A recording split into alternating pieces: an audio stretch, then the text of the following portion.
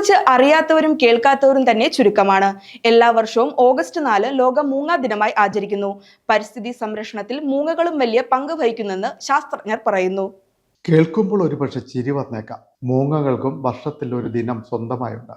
എല്ലാ വർഷവും ഓഗസ്റ്റ് 4 ലോക മൂങ്ങ ദിനമായി ആചരിക്കുന്നത് ലോകമെമ്പാടുമുള്ള പരിസ്ഥിതി സംഘടനകൾ ചേർന്നാണ്. പരിസ്ഥിതി സംരക്ഷണത്തിൽ നിർണായകമായ പങ്ക് മൂങ്ങകൾക്കുമുണ്ടെന്ന തിരിച്ചറിവാണ് അവരെ ഒന്നിപ്പിക്കാൻ കാരണമായത്. മനുഷ്യരാശിയുടെ നിലനിൽപ്പിന് മൂങ്ങകൾക്കും വലിയ പങ്കുണ്ടെന്ന തിരിച്ചറിവും ശാസ്ത്രജ്ഞാനവും ഈ പക്ഷികൾക്കും വേണ്ടിയുള്ള വാദത്തിന് ശക്തി പകർന്നു. ലോകം കണ്ട ഏറ്റവും വലിയ മഹാമാരി 14ാം നൂറ്റാണ്ടിൽ യൂറോപ്പിൽ പടർന്നു പിടിച്ച പ്ലേഗ് ബാധയാണ്.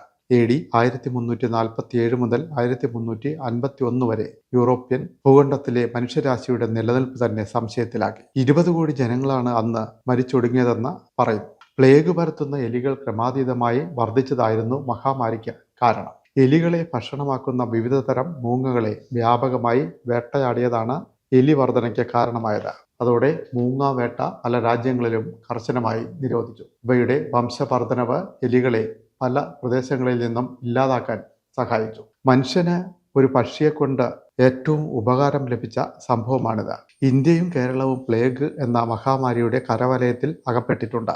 1994 ഗുജറാത്തിലെ സൂററ്റ് നഗരത്തിൽ 54 പേരുടെ മരണത്തിന് കാരണമായ പ്ലേഗ് ബാധയാണ് ഇതിൽ അവസാനത്തേത്. അന്നും എലികൾ പെറ്റുപെരുകിയതായിരുന്നു കാരണം. അന്നുമുണ്ടായി മൂങ്ങകളെക്കുറിച്ചുള്ള അവബോധം. 1898 മുതൽ 1900 വരെ കേരളത്തിലും പ്ലേഗ് ബാധയുണ്ടായി. കൃത്യമായി കണക്കില്ലെങ്കിലും 1000-ഓളം പേർ അന്ന് മരിച്ചതായി കരുതുന്നു. മൂങ്ങകളെ വേട്ടയാടുന്നത് അന്ന് തിരുവിതാംകൂർ സർക്കാർ കർശനമായി നിരോധിച്ചിരുന്നു. ലോകമാകെ 250-ലേറെ മൂങ്ങകൾ ഉണ്ടെന്നാണ് പക്ഷിശാസ്ത്രജ്ഞന്മാർ പറയുന്നത്.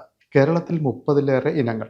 എലികളാണ് പ്രധാന ആഹാരമെങ്കിലും പാമ്പ്, ഷഡ്പദങ്ങൾ, മത്സ്യങ്ങൾ തുടങ്ങിയവയെയും ഇവ വേട്ടയാടി പിടിക്കാറുണ്ട്. അന്ധവിശ്വാസത്തിനും ഇരയാണ് മനുഷ്യരുടെ സുഹൃത്തായ മൂങ്ങ. കാലൻകോഴി ഒരിനം മൂങ്ങയാണ്. ഇവ കരഞ്ഞാൽ മരണം ഉറപ്പാണെന്ന അന്ധവിശ്വാസം ഇന്നും നാട്ടുംപുറങ്ങളിൽ നിലനിൽക്കുന്നു. ഇണയെ ആകർഷിക്കാനാണ് ഇവ കൂവുന്നതെന്നാണ് പക്ഷിശാസ്ത്രജ്ഞർ പറയുന്നത്.